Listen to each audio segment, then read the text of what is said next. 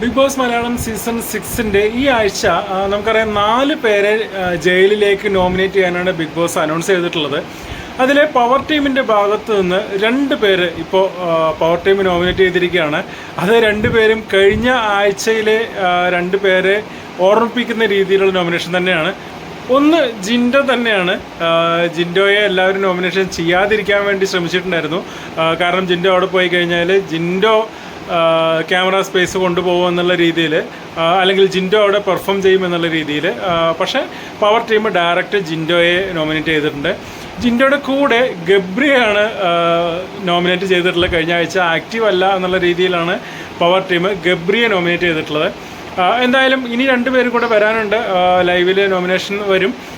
2 പേരും കൂടെ ഇനി നോമിനേഷനിൽ വന്നു കഴിഞ്ഞാൽ 4 പേര് ഒരുമിച്ച് ആ ജയിലിൽ എങ്ങനെ കിടക്കുമെന്നുള്ളതിനെക്കുറിച്ച് ഒരു പിടിയില്ല. ഇനി മറ്റെന്തെങ്കിലും ഗെയിമാണോ എന്നുള്ളത് അറിയില്ല.